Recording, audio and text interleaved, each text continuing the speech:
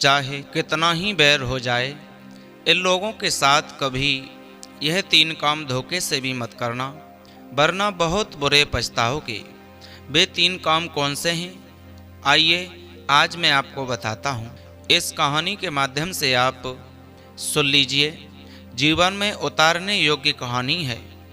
इस कहानी का एक एक शब्द बड़े ध्यान से सुनना कि भाई के धन की बेईमानी करने वाले, भाई का हिस्सा मारने वाले, भाई के साथ दुश्मन की तरह वार्ता करने वाले भाई की किस तरह से दुर्गत होती है, इस कहानी से मैं आपको बताऊंगा। हमें कभी भाई का हिस्सा नहीं खाना चाहिए, नहीं तो परमात्मा हमें कभी क्षमा नहीं करता। हिस्सा खाने वाले भाई को भी अधिक दिनों तक पृथ्वी पर जीवित रहना संभव नहीं हो पाया। भाई को ठोकर मारकर निकालने वाले रावण का पतन हो गया। अपने चचेरे भाई पांडवों का हिस्सा खाने वाले दुर्योधन का भी सर्वनाश हो गया। प्रमाण है, कभी भाई को रुलाकर कोई भाई सुखी नहीं रहा है। जो अपने भाई का हिस्सा या धन की बेईमानी करता है, अर्थात भाई के धन को हड़प लेता है, वह कभी सुखी नहीं रहता है। दोस्तों, भाई के धन की बेईमानी करने वाले भाई को एक दिन बदला तो देना ही पड़ता है, चाहे वह इस जन्म में दे, चाहे अगले जन्म में। दोस्तों, यह सच है कि हमें अपने एक एक कर्म का हिसाब देना पड़ता है। इस जन्म में नहीं तो अगले जन्म में किसी न किसी रूप में अपने भाई का कर्ज तो देना ही पड़ेगा, चुकाना ही पड़ेगा। तो दोस्तों, कहानी शुरू करते हैं। उससे पहले निवेदन है आपसे, आपने अभी तक इस चैनल को सब्सक्राइब नहीं किया है तो चैनल को सब्सक्राइब कर लेना, बेल आइकन घंटी वाला बटन भी दबा देना, ताकि वीडियो अपलोड करें तो उसका नोटिफिकेशन सबसे पहले आपको मिलता रहे, कोई भी जानकारी मिस न हो पाए। तो दोस्तों, कहानी शुरू करते हैं। किसी गांव में एक किसान रहता था। उसके 2 बेटे थे। किसान का बड़ा बेटा कुछ चालाक किस्म का था, छोटा बेटा बड़ा ही सीधा और सज्जन था। किसान ने अपने दोनों बेटों को पूछा कि हम आपकी शादी किए देते हैं। किसान ने दोनों बेटाओं का विवाह कर दिया था। किसान का छोटा बेटा और उसकी पत्नी अपने बड़े भाई का बहुत आदर सम्मान किया करते थे। कुछ समय बाद किसान और उसकी पत्नी का देहांत हो जाता है। मरने के बाद किसान ने अपने घर की सारी जिम्मेदारी अपने बड़े बेटे को सौंप दी और कहा, बेटा, आप घर में बड़े हो और इस घर की सारी जिम्मेदारी एक पिता की तरह तुम्हें उठानी है। तुम अपने छोटे भाई का अच्छी तरह से ख्याल रखना। दोस्तों, इतना कहकर के किसान हमेशा हमेशा के लिए चला गया, यानी खत्म हो गया। अब घर की सारी जिम्मेदारी किसान के बड़े बेटे के ऊपर आ गई। कहते हैं ना कि बड़ा भाई जो होता है वह पिता के समान ही होता है। उस बड़े भाई की जो पत्नी थी वो बड़ी ही साधु और दयालु थी, बड़ी सीधी सादी सज्जन थी। भगवान शिव की बहुत बड़ी भक्तिन थी, भगवान में आस्था रखने वाली थी और धर्म पर चलने वाली थी। कभी भी किसी के बारे में बुरा नहीं सोचती थी। बहुत ही धार्मिक प्रवृत्ति की महिला थी और उसका जो पति था वह बहुत ही चालाक और नीच प्रवृत्ति का था। वही उसका छोटा भाई बड़े ही सीधे स्वभाव का था। ठीक उसी तरह उसकी स्त्री भी थी। जब उन दोनों भाइयों के माता पिता गुजर गए तब सारी जिम्मेदारी बड़े भाई के ऊपर आ गई और वो इस बात का गलत फायदा उठाने लगा। अपने छोटे भाई के हिस्से की जमीन भी स्वयं ही करता था, छोटे भाई को कुछ नहीं देता। छोटे भाई ने भी इस बात पर कभी गौर नहीं दिया, क्योंकि वह हद से ज़्यादा सीधा था। वह सोचता था कि बड़े भाई जो करते हैं अच्छा ही करते हैं और बड़ा भाई तो पिता के समान होता है।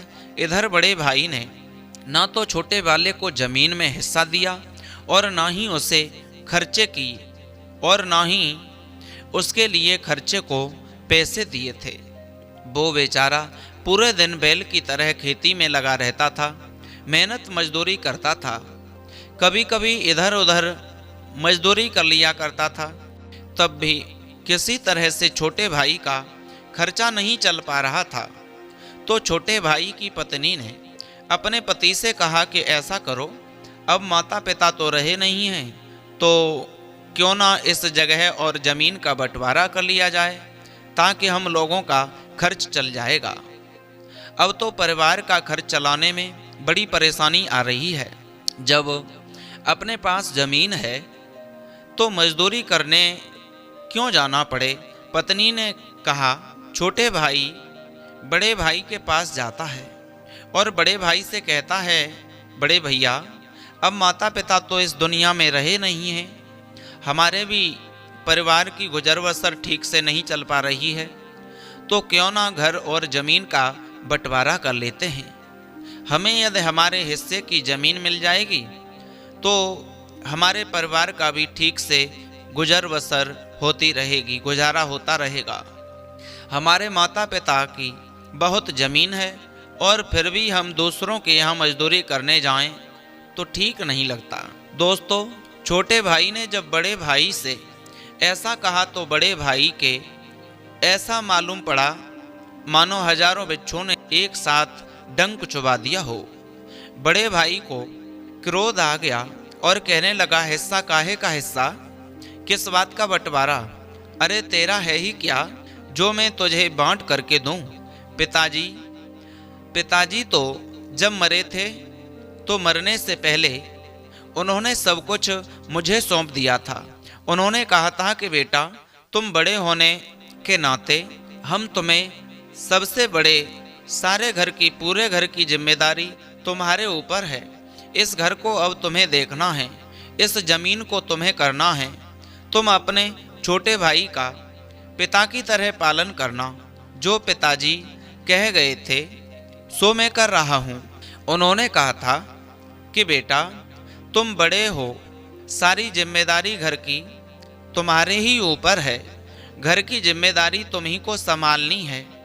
इसलिए जो कुछ है घर पर, ये घर, जमीन, यह सब हमारी ही तो है, हमारे लिए ही तो पिताजी देकर गए हैं। तेरा क्या है इसमें, जिसका तो हिस्सा मांगने चला आया।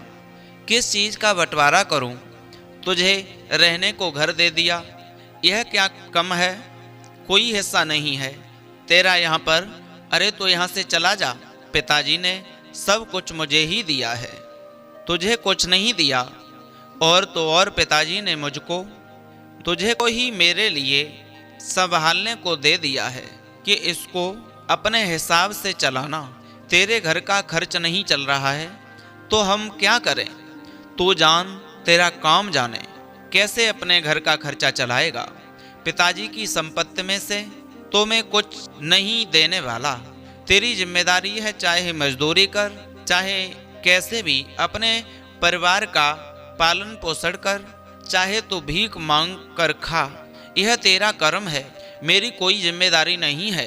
दोस्तों, छोटे भाई ने जब बड़े भाई से हिस्सा के लिए कहा तो एक नहीं, एक बात के पीछे हजारों बातों को सुना डाला। बड़े भाई के यह वचन सुनने के बाद उसे बहुत बुरा लगा, लेकिन उसने अपने बड़े भाई से कुछ नहीं कहा, क्योंकि वह बड़े भाई के लिए पिता समान मानता था और अपने बड़े भाई से बहुत प्रेम करता था।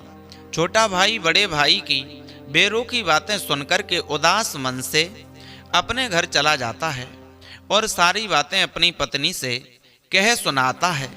उसकी पत्नी बहुत सीधे स्वभाव की थी। जब उसने अपने बड़े भाई की इन बेरुखी बातों को सुना तो बेचारी पत्नी ने भी कुछ नहीं कहा, उल्टा उसने अपने पति को समझा दिया। कहने लगी, ठीक है, यदि तुम्हारे बड़े भैया जब तुम्हें कुछ देना नहीं चाहते हैं तो कहीं जाकर खेतों में मजदूरी कर लो, घर का खर्च तो चल ही जाएगा। घर का खर्च तो किसी न किसी तरह से चलाना ही है। दोस्तों, वही हुआ। छोटा भाई जो था वह गांव के और जमींदार लोगों के खेतों में जाने लगा और मजदूरी करके जो पैसा मिलता था उसी से अपने परिवार का भरण पोषण करने लगा। दोस्तों, इधर जो बड़े भाई की पत्नी थी वह बड़ी ही धार्मिक और दयालु प्रवृत्ति की थी। भगवान शिव की भक्तिन भी थी। उसने देखा कि हमारे पति ने देवर के लिए कोई वस्तु, कोई जमीन में हिस्सा नहीं दिया है। बेचारा हमारा देवर गांव वालों के खेतों में दूसरों के यहाँ जाकर के मजदूरी करता है। यह देखकर के उसके लिए बहुत बुरा लगा। कहते हैं ना कि जो स्त्रियां धार्मिक प्रवृत्ति की होती हैं, जो स्त्रियां भगवान में आस्था रखने वाली होती हैं, उनके अंदर दया और ममता होती है। दोस्तों, वह अपने पति के इस व्यवहार से खुश नहीं हुई थी। छोटा भाई अपनी भाभी को माँ की तरह मानता था और उसकी भाभी भी उसे पुत्र की तरह समझती थी, परंतु उसका बड़ा भाई पता नहीं कौन सी बुद्धि का था। उसके अंदर अपने छोटे भाई के लिए जरा सी सहानुभूति नहीं थी, जरा भी प्रेम नहीं था। बड़े भाई की स्त्री ने अपने पति को समझाया कि देखो, तुमने अपने छोटे भाई का हिस्सा मारकर अच्छा नहीं किया। पिता की संपत्ति पर सभी भाइयों का समान अधिकार होता है, बराबर के हिस्सेदार होते हैं। तुम्हारे पास तो जमीन है, उस जमीन का तुम्हारा भाई बराबर का हिस्सेदार है। तुमने अपने भाई के हिस्से की बेईमानी की है। तुमने उसे न जमीन में हिस्सा दिया है न घर में। तुम सब अकेले ही खाना चाहते हो। अरे तुम कैसे भाई हो? कहते हैं कि भाई तो भाई की एक भुजा होता है।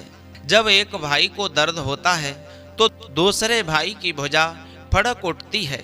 जब एक भाई दुख में होता है तो दूसरा भाई उसका दुख दूर करने के लिए अपना सब कुछ दांव पर लगा देता है। और तुम कैसे भाई हो जो अपने भाई का हिस्सा अकेले हड़पना चाहते हो, अकेले ही खाना चाहते हो, अकेले ही पचा जाना चाहते हो। उसके लिए तुमने कुछ भी नहीं दिया है। तुम नहीं जानते भाई का हिस्सा खाकर एक दिन तुम्हें उसे चुकाना होगा। तुम जो भाई का हिस्सा बेईमानी कर रहे हो ना, इसका बदला तो तुम्हें देना ही पड़ेगा। कहते हैं जो भाई के धन को हड़पते हैं, उसकी बेईमानी करता है, वह जीवन में सुखी नहीं रहता। उसके और उसके बाल बच्चों के साथ तुम अन्याय कर रहे हो। इसीलिए अपने भाई का हिस्सा तुम उससे लौटा दो। दोस्तों, बड़े भाई ने अपनी पत्नी को ऐसा कहते हुए सुना तो वो गुस्से से लाल हो गया, आग बबूला हो गया और बोला, तू मुझे उपदेश मत दे। तू पूजा पाठ से काम रख, अपना यह उपदेश अपने पास रख। हमें ज़्यादा समझाने की कोई ज़रूरत नहीं है। दोस्तों, उस दुष्ट भाई ने अपनी पत्नी के लिए बुरे शब्दों से लताड़ दिया, पल्ला झाड़ दिया, जिससे कुछ देना न पड़े। पत्नी बेचारी बहुत दुखी हुई और कर भी क्या सकती थी, आखिर वो पत्नी पत्नी है। इधर दोस्तों, वह छोटा भाई जो है वह गांव के खेतों में जाता है और मजदूरी करता है और जो पैसा शाम को मिलता है उसी से अपने घर की जीविका को चलाता है। इधर उसका बड़ा भाई खेतों में काम करता है और एक दिन छोटे भाई ने विचार किया कि क्यों ना हम अपने बड़े भाई के खेतों में ही काम कर लेते हैं। हमारे बड़े भाई का काम भी हो जाएगा और कोई परेशानी भी नहीं होगी। हमारा भाई अकेला ही खेतों में काम करता है, हम दूसरों के खेतों में काम करते हैं। इससे अच्छा तो यही है कि हम अपने भाई के खेतों में ही काम करेंगे। हमारे भाई का काम जल्दी भी हो जाएगा और जो पैसा हमारा भाई दूसरों को देता है वो मुझे दे देगा, जिससे मेरे भी घर का खर्चा चलता रहेगा। यही सोच कर के छोटा भाई अपनी पत्नी से जाकर सलाह लेता है। पत्नी भी कह देती है कि इससे अच्छा काम और क्या हो सकता है। तुम अपने बड़े भाई के खेतों में काम करोगे तो भाई तुम्हें पैसा देंगे और तुम्हारे भाई का काम भी जल्दी हो जाएगा। अब दोस्तों, दूसरा दिन हुआ। छोटा भाई अपने बड़े भाई के पास में पहुंचा। उसकी भाभी भी वहां मौजूद थी। हाथ जोड़ कर के कहने लगा, बड़े भैया, यदि आपकी आज्ञा मिल जाए तो मैं आपसे एक निवेदन करता हूं कि आप में अकेले काम करते हो और मैं दूसरों के खेतों में काम करता हूं। अगर मैं आपके खेतों में काम कर दिया करूं, तो आप जो पैसे दूसरों को देते हो उससे कुछ कम पैसे मुझे दे दिया करना, क्योंकि मुझे तो मजदूरी ही करनी है। जिस तरह गांव के खेतों में जाकर के हम मजदूरी करते हैं और वही काम हम अपने खेतों में कर लेंगे, आपके खेतों में कर लेंगे, तो आपका भी काम जल्दी हो जाएगा। और जो मजदूरी के पैसे आप दूसरों को देते हो वो हमें थोड़ा कम करके दे दिया करना।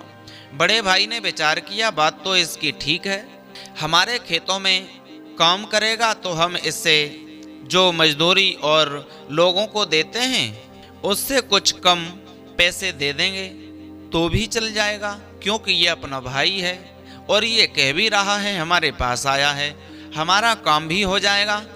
और यह कितनी अच्छी बात है दोस्तों, अंदाज लगाना कि वह कितना नीच और दुष्ट भाई था। उसने मन में सोचा कि जो हम दूसरों को मजदूरी देते हैं, जो पैसे देते हैं, वे जो काम करते हैं उनसे यह काम भी ज़्यादा करेगा और पैसे भी कम लेगा। वही हुआ, छोटा भाई जो था वह अपने बड़े भाई के साथ में भाई के खेतों में काम करने जाने लगा है। जो दूसरी जगह 8 घंटे खेतों में काम करता था, वह अपने भाई के खेतों में 12 घंटे काम करने लगा। उसके मन में कोई दोष भावना कुछ भी नहीं था। दोस्तों, वह सच्चे मन से अपने भाई के खेतों में काम करता था। इधर वह बड़ा भाई इतना नीच था कि वह दूसरे मजदूरों को 100 रुपये देता था तो अपने भाई को मात्र 80 रुपये देता था।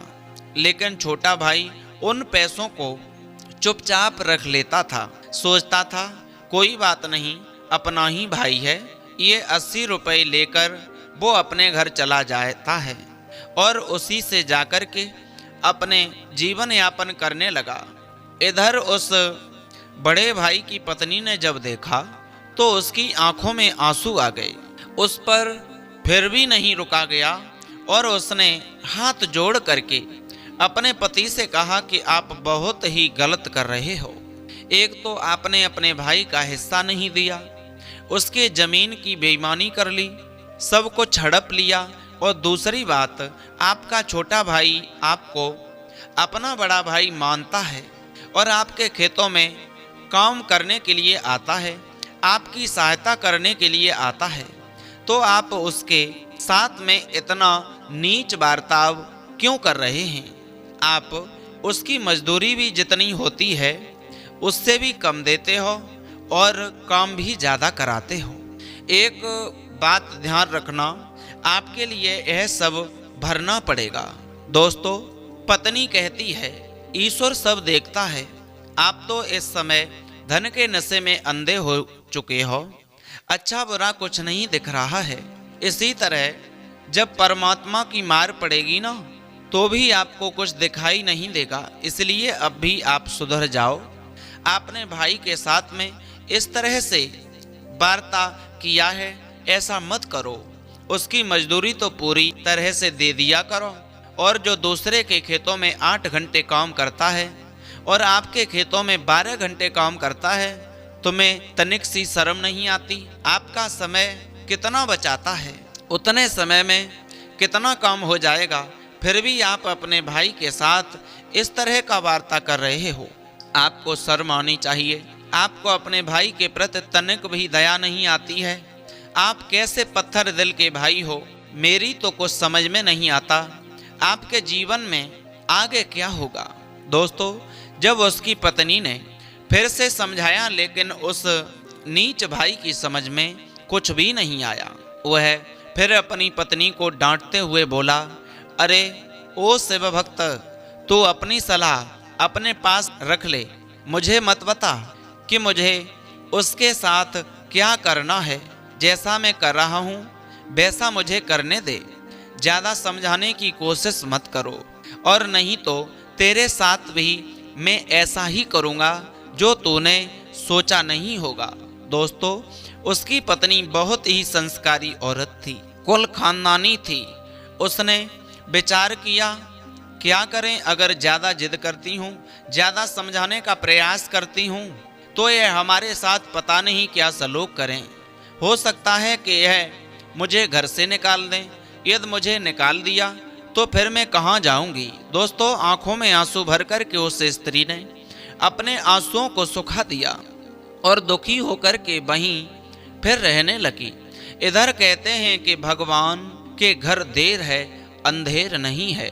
जो बुरे कर्म करता है उसे भगवान बुरे कर्म करने के लिए और मौका देता रहता है और वह मनुष्य बुरा कर्म करता चला जाता है। इससे उसका पाप का घड़ा शीघ्र भर जाता है और अंत में उसका एक दिन फिर भंडा फूट जाता है। वही हुआ, संयोग बस उस भाई की एक दिन मौत हो गई। और जब उस भाई की मौत हो गई तो छोटा भाई बहुत रोया। भैया, आपके होते हुए मुझे कोई कष्ट नहीं था, अब मैं क्या करूं? आप ही मेरा सहारा थे, आप ही मेरे बड़े भाई थे। कह रहा था कि भाई तुम हमारे लिए अदबर में ही छोड़ करके चले गए। मैंने तो अपना हिस्सा भी तुमसे नहीं लिया था, मैं तो तुम्हें देख करके ही जी रहा था। हे प्रभु, ऐसा क्यों हुआ? दोस्तों, वो ऐसा विचार कर रहा था कि अब आप अंदाज लगा सकते हैं कि छोटा भाई कैसा था।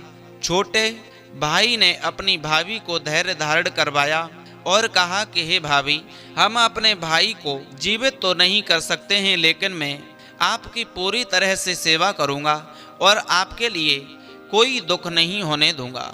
इस प्रकार वह अपने भाई का अंतिम संस्कार करता है और अपनी भाभी की खूब सेवा अच्छे ढंग से देखभाल करता है।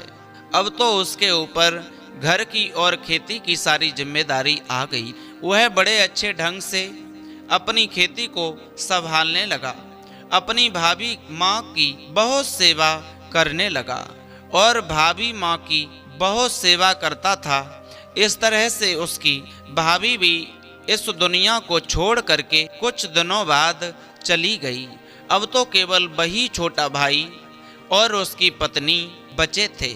बड़े भाई के कोई बच्चा तो था नहीं और जमीन के हिस्से का बंटवारा होता, अब तो सारी जमीन छोटे भाई को ही मिल गई। बड़ा भाई और उसकी भाभी दुनिया छोड़ करके जा चुके थे। इधर दोस्तों, क्या हुआ, जो उसका बड़ा भाई था वह खत्म हो चुका था। उसके लिए बैल योनि में जा करके जन्म मिला, यानी बड़ा भाई जो खत्म हुआ था वो बैल बन गया और दूसरा एक गांव था, वहीं बैल बन करके उसके घर पहुंच जाता है। इधर जो उसकी भाभी थी उसके लिए एक राजा के यहाँ बेटी बन करके जन्म मिल गया, जो एक राजकुमारी बनती है।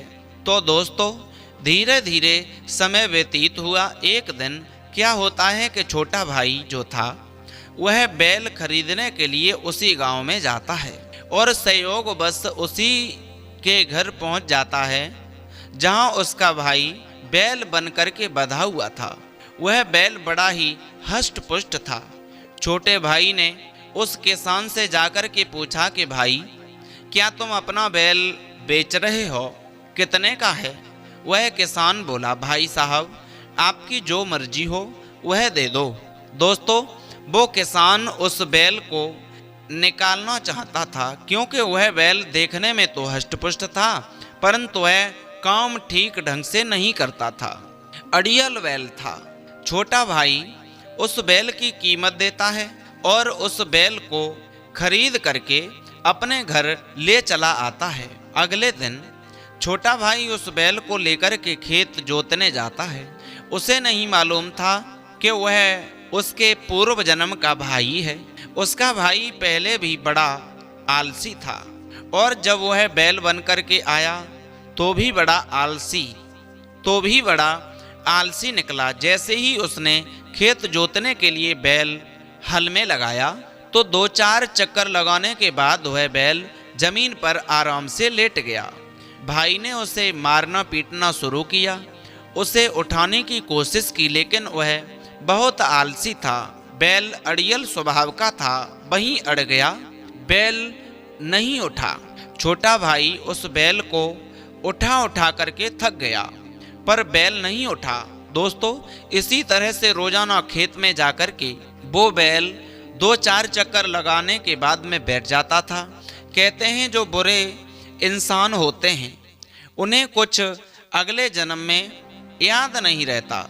वह बैल भी नहीं जानता था कि यह हमारा खेत है और यह हमारा भाई है, और उसके छोटे भाई को भी नहीं पता था कि यह बैल हमारा भाई है। जब वह बैल नहीं चलता था तो वह उसकी बहुत पिटाई करता था। एक दिन की बात, बैल खेत में बैठ गया था। वो भाई उसे पीट पीट कर उठा रहा था, तो वो उठने का नाम नहीं ले रहा था। इधर जो छोटा भाई की भाभी थी, वो एक राजकुमारी के रूप में एक राजा के घर पैदा हुई थी। दोस्तों, जब उस राजकुमारी की शादी हुई तो वो राजकुमारी डोली में बैठ करके अपनी ससुराल को जा रही थी। कहार उस डोली को उठा करके उसी खेत के नज़दीक से गुजर रहे थे जहां वह छोटा भाई खेत में उस बैल को पीट रहा था। वह उस बैल को उठाने की कोशिश कर रहा था। उस राजकन्या ने देखा कि एक किसान बैल को पीट कर जमीन से उठा रहा है। दोस्तों, वह बैल जमीन पर आराम से लेटा है। वह राजकन्या पूर्व जन्म में शिव भक्त थी। वह उस बैल को देखते ही पहचान गई कि यह बैल पूर्व जन्म का उसका पति है और भाई का हिस्सा खाने के कारण वह बैल बन गया है। वह अपने भाई को, वह अपने खेत को भी पहचान लेती है और यह भी पहचान लेती है कि पूर्व जन्म में यह किसान भी मेरा देवर था। दोस्तों, कहते हैं कि जो भगवान के भक्त हुआ करते हैं, जो भगवान में आस्था रखते हैं, जिन्हें भगवान पर विश्वास होता है, वह मरने के बाद उन्हें कुछ बातें याद रहती हैं। जिस तरह से उस राजकुमारी को पुरानी बातें याद थीं। उसने उस खेत और बैल और देवर को देखा तो पहचान गई। जब उसने देखा कि हमारा देवर हमारे पति को, जो कि बैल बने हुए हैं, उनको पीट रहा है और पीट पीट करके उठा रहा है, और वह बैल खेत में पड़ा पड़ा किसान के डंडे तो खा रहा है पर उठकर चल नहीं रहा।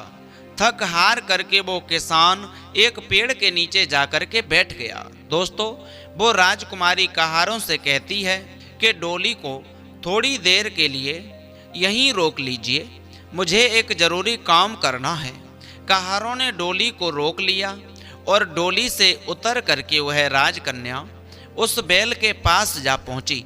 कहार सोचने लगे कि राजकुमारी उस बैल के पास क्यों गई है, जरूर उस बैल से इनका कोई पुराना रिश्ता होगा। वह बैल बड़े ही आलस में खेत में पसरा हुआ था, मार खाली फिर भी नहीं उठा। उसका भाई किसान उसके पास बैठा हुआ था। दोस्तों, उधर राजकुमारी ने जाकर के बैल के कान में धीरे से कुछ कहा कि देखिए, अब भी तुम बैठे हो, पिछले जन्म में तुमने अपने भाई के धन की बेईमानी कर ली, जिसके कारण इस जन्म में तुम बैल बने हुए हो। मैंने तुमसे कहा था कि तुम्हें बैल बन करके भाई का कर चुकाना पड़ेगा, और वही हुआ जो आज तुम बैल बन करके आए हो। और पिछले जन्म में भी तुम खाली घर पे दिन भर पड़े रहते थे। तुम्हारा भाई बैल की तरह खेतों में काम करता था, और इस जन्म में भी तुम इतने आलसी हो, ठीक से अपने भाई का बदला भी नहीं चुका रहे हो। यह तो तुम्हें चुकाना ही पड़ेगा, चाहे पिट कर चुकाओ या स्वेच्छा से। अब भी सुधर जाओ, मौका है तुम्हारे पास। इसी जन्म में भाई का बदला देना ही पड़ेगा, चुका दो। अगर इस जन्म में नहीं चुकाया तो ना जाने कितने जन्म बैल बन करके तुम्हें चुकाना पड़ेगा, तुम्हें कितने बार बैल बनना पड़ेगा। अगर तुम इसी जन्म में बदला दे देते हो तो अगले जन्म में तुम्हें मानव योनि मिल जाएगी। तुम्हें शर्म नहीं लगती? देखो, मैं तुम्हारी बही पत्नी हूँ, आज मैं एक राजकन्या बनी हूँ। तुम अपने कर्म से बैल बन गए हो और मैं अपने कर्म से रानी। अगर आगे की जिंदगी की सलामती चाहते हो तो उठो और अपने भाई का काम करो, तुम्हारा अगला जीवन अच्छा हो जाएगा। दोस्तों, उस राजकन्या ने इन बातों को जब उस बैल के कानों में कहा तो वो बैल उठकर के खड़ा हो गया। जैसे ही बैल उठकर के खड़ा हुआ, उस किसान को बड़ा आश्चर्य हुआ कि मैं इस बैल को उठाते उठाते थक गया, फिर भी नहीं उठा। लेकिन इस राजकुमारी ने इसके कान में ऐसा क्या कह दिया जो वो बैल एकदम से खड़ा हो गया। दोस्तों, उस राजकुमारी का वो देवर एकदम से भाग करके आता है और राजकुमारी से कहता है कि रुकिए रुकिए देवी जी, आप कौन हैं? आपने हमारे बैल के कान में क्या कह दिया जो वो बैल एकदम से उठ करके खड़ा हो गया और चलने को तैयार है? मैंने इसको उठाने की कोशिश बहुत की थी लेकिन यह नहीं उठा था और आपने इसके कान में जाने क्या कह दिया जो एकदम उठ करके खड़ा हो गया। मुझे भी बता दो, क्यों कल को अगर यह बैठ जाएगा तो यही बात इसके कान में कह दिया करूँगा। दोस्तों, वो राजकुमारी कहती है भैया, आज के बाद तुम्हारा बैल कभी नहीं बैठेगा, आज के बाद यह तुम्हारा पूरा काम करेगा। तब वो राजकुमारी पूरी बात बताती है, कहती है यह बैल पूर्व जन्म में मेरा पति और तुम्हारा भाई था, पूर्व जन्म में तुम मेरे देवर थे और मैं तुम्हारे पिछले जन्म की भाभी हूँ। इस जन्म में मैं एक राजा की बेटी बनी हूँ, यही हमारे तुम्हारे कर्म का फल है। तुम्हारा भाई बैल इसलिए बना है क्योंकि इसने पूर्व जन्म में तुम्हारा हिस्सा खाया था, तुम्हारे धन की बेईमानी की थी और तुम्हें बैल की तरह अपने खेतों में काम करवाया था। मरने के बाद भगवान ने इसे बैल बना करके भेजा है ताकि इसने जो तुम्हारे साथ पूर्व जन्म में अन्याय किया था इसका बदला दे सके। परमात्मा के यहाँ एक एक पाई का हिसाब होता है। लोग कहते हैं हमें भगवान नहीं देख रहा है, जो मर्जी हो वो करो, लेकिन दोस्तों याद रखना, आपके एक एक काम पर ईश्वर की नज़र रहती है। कहते हैं मनुष्य को यह 3 काम तो कभी भूल कर नहीं करने चाहिए। दोस्तों, जान लीजिए, नंबर 1, भाई के धन की बेईमानी और भाई का हिस्सा नहीं खाना चाहिए। नंबर 2, बहन बेटी और पुत्र वधू को कभी गंदी दृष्टि से नहीं देखना चाहिए। नंबर 3, अपनी विधवा बहन और शरणागत मित्र को, बालक और वृद्ध को कभी घर से नहीं निकालना चाहिए। जो मनुष्य यह 3 काम करता है वह घोर नरक में पड़ता है और इसी तरह कुत्ता बिल्ली सूकर बैल बनकर वह अपने कर्मों का पाप भोगता है। दोस्तों, इतना कहकर कि वह राजकन्या अपनी डोली में बैठ करके चली जाती है। इधर दोस्तों, जब उस किसान ने यह सुना कि यह बैल हमारा भाई है तो उस बैल के पास में जाता है और कहता है कि भाई मुझे माफ़ करना, आज के बाद मैं तुम्हें कभी नहीं मारूंगा। आप चाहे काम करना या मत करना, जितनी इच्छा हो उतना काम करना, लेकिन आज के बाद मेरे भाई मैं तुम्हें नहीं मारूंगा। मुझे अनजाने में मुझसे बहुत बड़ी गलती हो गई। दोस्तों, उसके बाद वो बैल उठकर के अच्छी तरह से काम करता रहता है और पूरे दिन काम करता रहता है और वो उस दिन के बाद कभी भी आलस नहीं करता और कभी काम के समय खेत में नहीं बैठता। दोस्तों, वो भाई पूरी जिंदगी भर बैल बन करके अपने भाई का कर्ज चुका रहा था और उसके बाद में अगले जन्म में उसे फिर से मनुष्य योनि प्राप्त होती है। तो दोस्तों, यह थी 2 भाइयों की कहानी। यह कहानी आपको सिखाती है कि जो भाई अगर अपने भाई की बेईमानी करता है, उसका हिस्सा हड़पता है, खाता है, तो उसे उसका कर्ज चुकाना ही पड़ता है। जिस तरीके से उस भाई ने अपने भाई की बेईमानी करके और बैल बन कर के चुकाया था। दोस्तों, यही संसार का नियम है कि पाप करने वालों को जब कुछ दिन तक परमात्मा दंड नहीं देता है तो वे समझते हैं कि भगवान है ही नहीं, लेकिन जब उसे कई जन्मों तक उस एक जन्म का पाप भोगना पड़ता है तब उसे याद आता है कि उसने ना जाने में किसके साथ बुरे कर्म किए हैं, फिर वह बहुत ही कठोर दुख भोगता है। दोस्तों, ये कहानी आप सुनकर के समझ गए होंगे कि हमें कौन से हैं वे 3 काम जो हमें धोखे से भी नहीं करने चाहिए और भाई की संपत्ति को यानी भाई के हिस्सा को हमें कभी नहीं हड़पना चाहिए। उम्मीद है ये कहानी आपको ज़रूर पसंद आई होगी। यदि अच्छी लगी तो चैनल